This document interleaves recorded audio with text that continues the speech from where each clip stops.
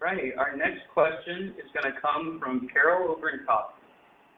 Carol, are you on the line? Yes, I'm here. Glad you were able to have us on, Mike.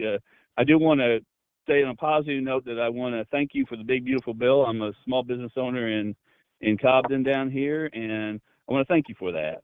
So. Well, you're welcome. I'm telling you that tonight we've kind of let more of the other side in and let them hear it, but it's good to hear from you. Yeah. Yeah, it was great. I researched it way before it was going on, and the no tax on tips, no tax on overtime is going to be great for this area, and like I say, especially being a small business owner, is going to be wonderful down here for us.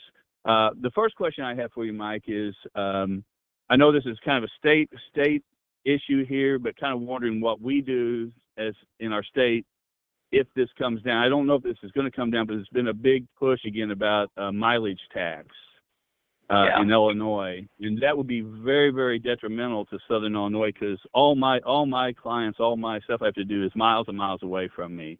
Right. So it would be very, very hard on us in Southern Illinois if something like that were to pass in Illinois. I agree with you on that. Now they're looking for they're doing the same thing in Illinois. I don't agree with that mileage tax that way, but what they're doing is having as many low burning, less fuel cars, fuel economy better on your car, as well as our electric cars. They still wear the road, but they don't generate the revenue that is necessary in the motor fuel tax.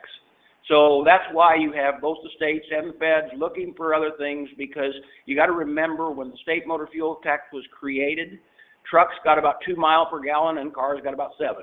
And I'm really glad that we have more efficient cars now, and everybody is.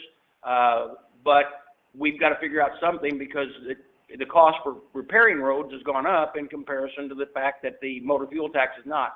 So I don't necessarily agree with the state's proposal there, but we're also in D.C. looking for something that would be a sensible and fair user fee for our highways, and figuring out how to do that, because back when we put the motor fuel tax on, or when our forefathers put it on, it was very sensible at the time, and everybody paid their fair share because it was based on gallons burned.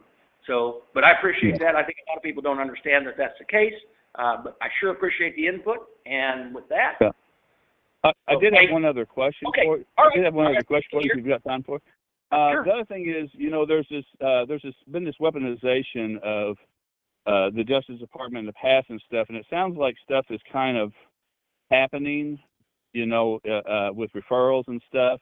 I'm just kind of wondering where Congress's position was on, or what it is on this whole weaponization that we've had, President Trump and others, this Russia collusion thing, and where you think that's going to go. So here's the thing, as we move forward with the investigation in there, as our oversight. Now understand this, a lot of these things that if there is a crime, whether it's prosecuted or not is not decided by Congress. If it's investigated through our Congressional Committee on Oversight, Jamie Comer's committee, and others, because they have oversight, so same I do with the VA. If there's a problem with the VA, we can go and do oversight. But as far as prosecuting or anything like that, that is done strictly through the Department of Justice.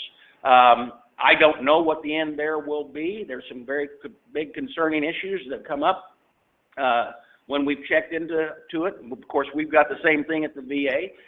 We had a whole group of upper echelon people at the VA that during the mid part of the last administration, we found it whenever they were supposed to be given bonuses to keep people after COVID for docs and frontline workers and nurses and all of that, executives, some of them were drawing $100,000. So we'll do those oversights, but as far as